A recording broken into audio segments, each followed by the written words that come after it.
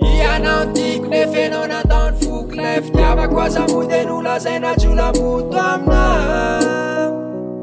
aminao nolazaina jolamoto de lasenao nandao lasenao nipisika kanefa zato foko mbola de hifikitra aminao mbola de hifikitra aminao ainao zafady kopinao fa babo ainao fanaty efa taraiky tany aminao tsy menatra enao fa de nandalo teto anilako nitondra olo ka afaka narova lefa mitrako ao ka velomy anao ka de veloma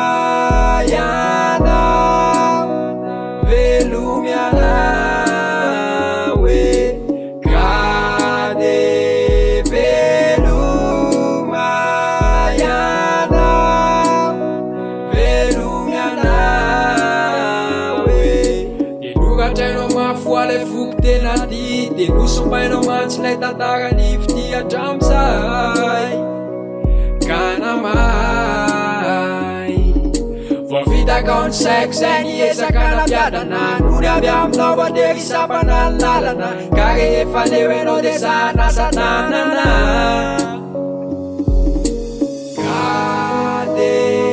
veloma ianao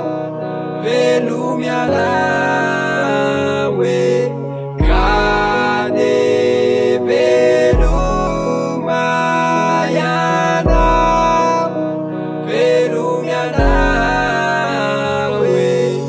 iza mony disy raha mba ohatra ny sitaka lay olo tiako aza indrisy fananitsakitsaka mba saiky kosy fotsiny aho hoe makasitraka fa niany foko sy ny saiko atokisako aleko zany miary alako tsy masto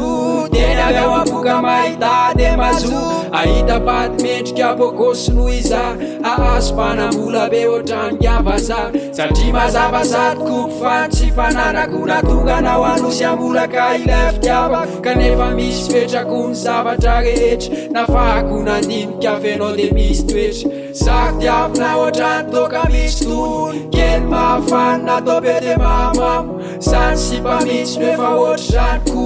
tsy mahita ena de mitady vody akoho ka de